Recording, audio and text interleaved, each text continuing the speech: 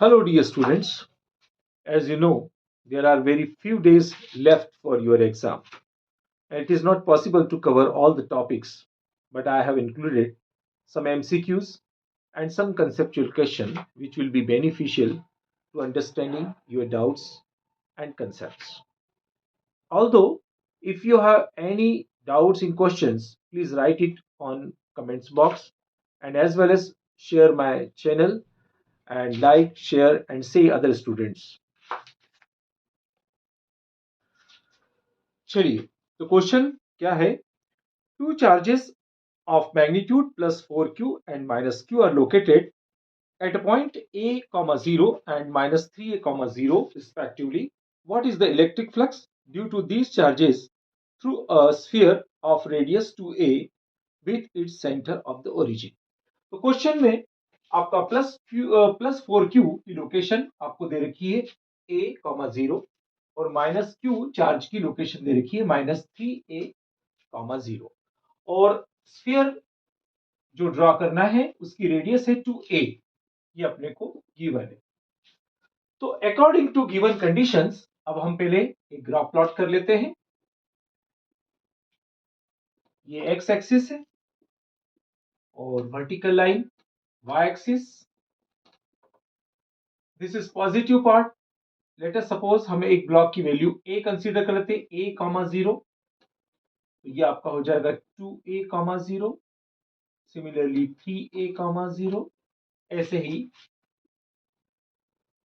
Left part जो होगा वो नेगेटिव होगा minus a comma 0 minus 2a comma 0 and it is minus 3a comma 0। तो ये इसके कोऑर्डिनेट्स हो गए। अब आपको प्लस 4q की लोकेशन है a कॉमा 0, मतलब यहां पर आपका प्लस 4q है, ये प्लस 4q और माइनस q की लोकेशन दे रखी है माइनस 3a, तो माइनस 3a कहां पर है, यहां पर है, तो ये हो गया आपका माइनस q। यहां तक तो अपनी लोकेशन हो गई। अब अपने को क्या कहा है कि 2a का रेडियस का एक स्फीयर बनाना है अपने को, तो यहां पर 2a से ये आपका स्फीयर बन गया। अब हमें क्या निकालना है, अब हमें निकालना है फ्लक्स।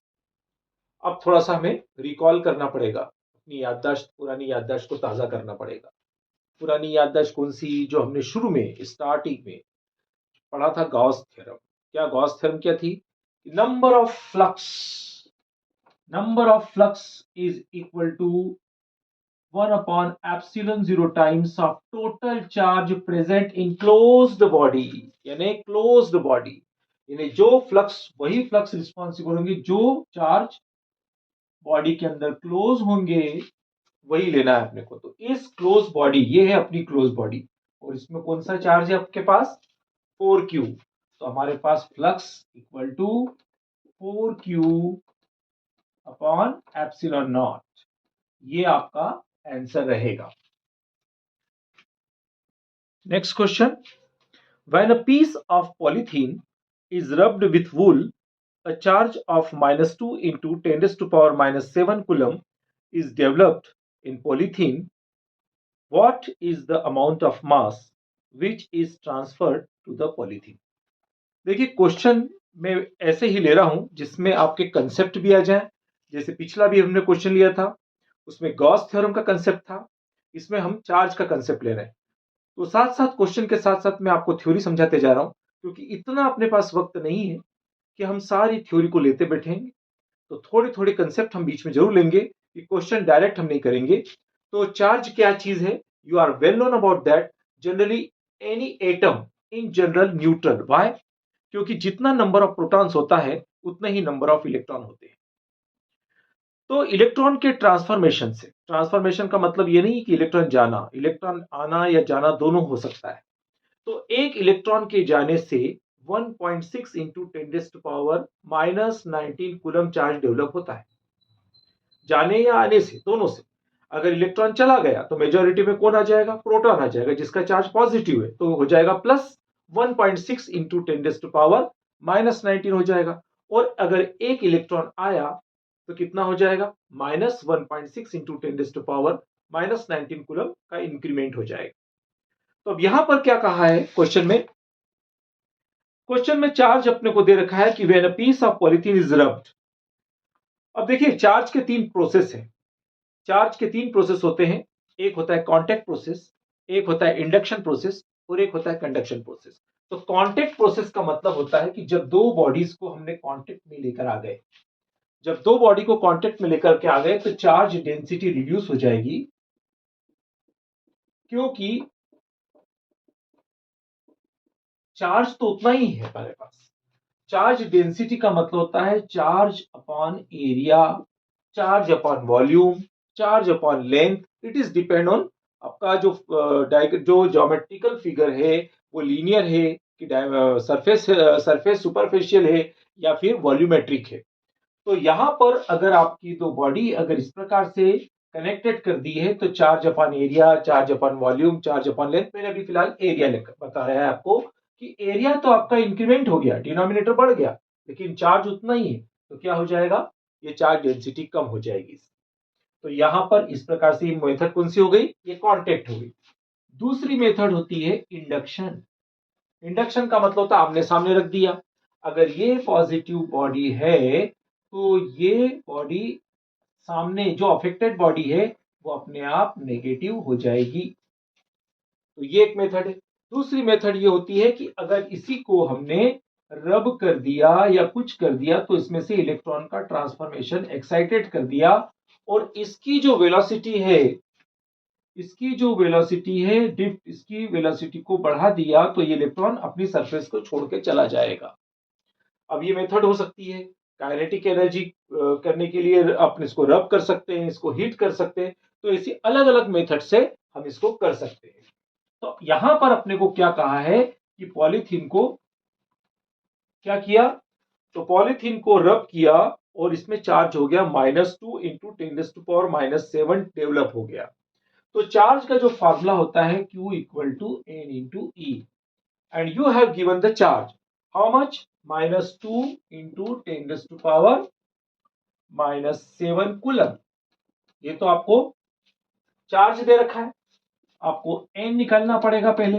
तो एक इलेक्ट्रॉन का चार्ज होता है 1.6 इंटू 10⁻⁹ कूलम। ये हो गया -2 इंटू 10⁻⁷, 1.6 इंटू 10⁻⁹। तो यहां पर खैर माइनस का कोई इंपॉर्टेंस नहीं है क्योंकि अपने को इंटीजर नंबर्स निकालना है, तो ये माइनस को हम हटा देते हैं। अब इसको सॉल्व करना है तो 2/1.6 इंटू 10⁻⁷ प्लस 90। देखिए सिस्टमेटिकली करते चले, कैलकुलेशन बहुत आसान चीज होती है, लेकिन उसके लिए आपको क्या करना पड़ेगा, कुछ प्रोसेस से होकर गुजरना है।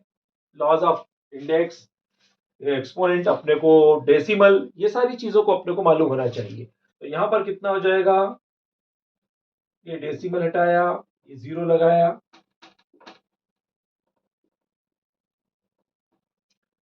5/4, ये कितना हो गया 10⁻12 हो गया। और यहां पर पॉइंट में कितना आया 1.25 इंटू 10⁻12, ये हो गया n की वैल्यू। अब अपने पास n आ गया। अब जैसा कि आपको बता दूं कि जब चार्ज होता है, get any object, any material getting charge, it means उसका मास भी कुछ बढ़ेगा या घटेगा। क्योंकि अपने अपन ने क्या बात हुई अपनी कि जब कोई भी इलेक्ट्रॉन का ट्रांसफॉर्मेशन होता है, तो इलेक्ट्रॉन का ट्रांसफॉर्मेशन होता है तो ऑब्वियसली उसका मास का कम या ज्यादा होगा। एक इलेक्ट्रॉन का मास होता है 9.1 इंटू 10⁻⁻31 किलोग्राम। तो अब अपने को इसमें मास निकालना है, टोटल मास कितना कम ज्यादा हुआ। तो अपने मास ऑफ इलेक्ट्रॉन, तो मास ऑफ इलेक्ट्रॉन कितना है, एक इलेक्ट्रॉन का मास कितना है 9.1 इंटू 10⁻⁻31 किलोग्राम। तो टोटल मास कितना हो इसमें हो गया 1.25 इंटू 10⁻12 इंटू 9.1, 9.1 को 9 कंसीडर कर सकते हैं, 10⁻⁻31। तो 9 कंसीडर कर लें तो कितना हो जाएगा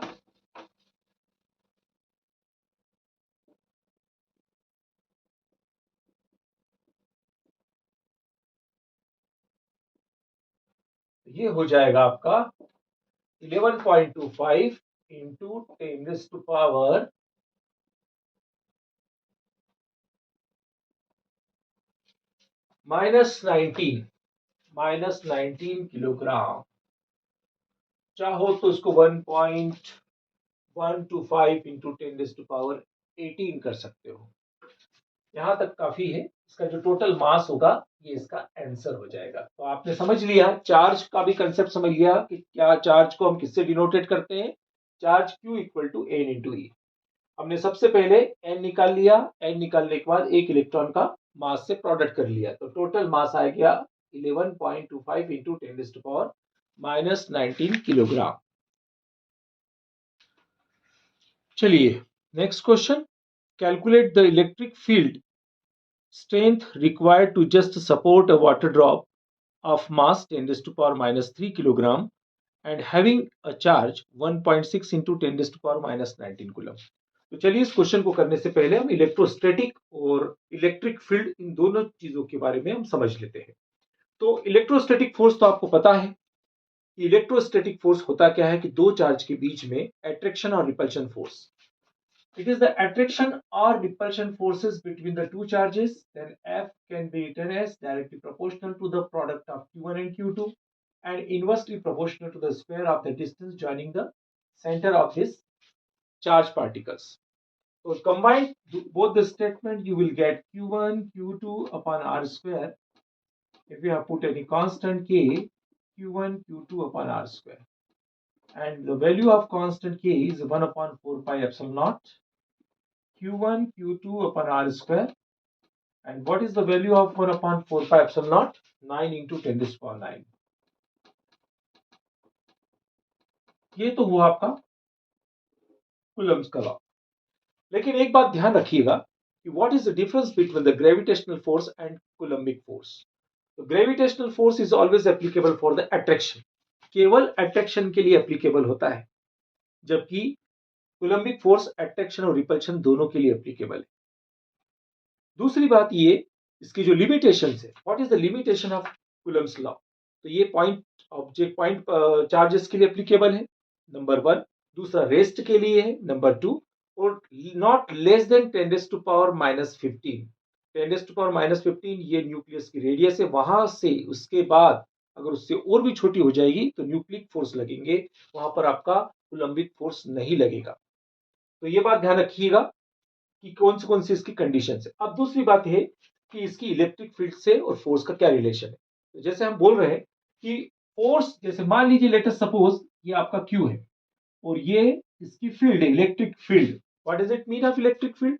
इलेक्ट्रिक फील्ड का मतलब क्या है भाई। इलेक्ट्रिक फील्ड का मतलब उसका दायरा, जहां पर वो अपने इलेक्ट्रिक का इफेक्ट दिखाता है, अपनी खुद की फील्ड होती है। जैसे मैग्नेट होता है ना, मैग्नेट की खुद की एक फील्ड होती है, मैग्नेटिक फील्ड, जहां तक उसका असर होता है, जहां पर अट्रैक्शन होता है, तो वो होता है मैग्नेटिक फील्ड। तो सेम टू सेम कंडीशन यहां पर भी लगेगी। फोर्स देखिए, जैसा बोल रहा हूं वैसा ही लिखना है। तो कैसे हो, force experience by test charge equal to electric field. Force experience by test charge, कोई भी एक छोटा पार्टिकल है, स्मॉल चार्ज, तो तो उस चार्ज पर जो फोर्स एक्सपीरियंस हो रहा है वही इलेक्ट्रिक फील्ड है। तो F equal to Q not E. मैंने क्यू नॉट इसलिए लिखा है टेस्ट चार्ज। टेस्ट बहुत निग्लिजिबल चार्ज होता है, और एक होता है सोर्स चार्ज जिसकी खुद की एक इलेक्ट्रिक फील्ड होती है। तो ये दोनों चीजें कंसेप्ट आपके क्लियर हो गए होंगे। अब हम सवाल पर आते हैं। तो जैसा मैंने अभी आपको कहा है कि क्वेश्चन करते चलेंगे और जहां जहां टॉपिक की जरूरत पड़ती चलेगी तो हम वहां पर डिस्कशन करेंगे, क्योंकि अलग से डिस्कशन करना तो पॉसिबल नहीं हो पाएगा। तो अब इसने कहा है कि जो वाटर ड्रॉप है वो किसको बैलेंस करता है। वो वाटर ड्रॉप, आपको पता है वाटर ड्रॉप का जो वेट है, फोर्स उसका वेट है, तो वेट मतलब एक फोर्स है। वो फोर्स आपका इलेक्ट्रोस्टैटिक फोर्स के इक्वल हो जाएगा। ये इलेक्ट्रोस्टैटिक फोर्स क्या है आपका, Q इंटू ई। और ये mg कितना है, 10⁻³ तो मास दे रखा है, और g हम यहाँ पर 10 रख लेते हैं। Q1 इलेक्ट्रॉन चार्ज दे रखा है 10⁻⁻19 इंटू ई इक्वल टू, ये हो गया आपका 10⁻²। ध्यान रखिए जब कैलकुलेशन करते हैं तो एक्सपोनेंट वाली चीजों को पहले हम लोग शिफ्ट कर लेना चाहिए। तो यहाँ पर 10⁻19 है, तो उसको हम पहले ऊपर पहुंचा देते हैं, तो +19 हो जाएगा। +19 -2 मीन्स 10⁻17, और ये हो गया आपका पॉइंट अपॉन 1.6। तो ये कितना हो जाएगा? 10⁻18 अपॉन 16। अब देखिए, इसको भी कैलकुलेशन करने के लिए बहुत अच्छी मेथड है। तो कौन सी मेथड है? इसमें क्या करना पड़ेगा, इसमें से हम 10⁻18 में से 100 बाहर निकाल लेते हैं, तो ये 10 हो जाएगा 16, और ये 16। तो ये कितना हो गया? 4 4 जा 16, ये 25, और इसको कैंसिल करेंगे तो 6.25 इंटू 10⁻16। और यूनिट क्या रहेगी इलेक्ट्रिक फील्ड की? न्यूटन पर मीटर। तो ये इसका आंसर हो गया। आई होप सो आपको ये सवाल और टेक्निक समझ में आ गई होगी कि हमको करना कैसा है। तो हम इस क्रैश कोर्स के हिसाब से हम क्या करेंगे, क्वेश्चन लेते चलेंगे, और क्वेश्चन में जो जो कंसेप्ट हम ऐसे ऐसे क्वेश्चन उठा रहे हैं जिसमें इसमें टॉपिक्स भी कवर होते चलेंगे, और अपना कंप्लीट कोर्स भी होता चलेगा। चलिए, thank you. Hello dear students, as you know, there are very few days left for your exam. And it is not possible to cover all the topics, but I have included some MCQs and some conceptual questions which will be beneficial to understanding your doubts and concepts.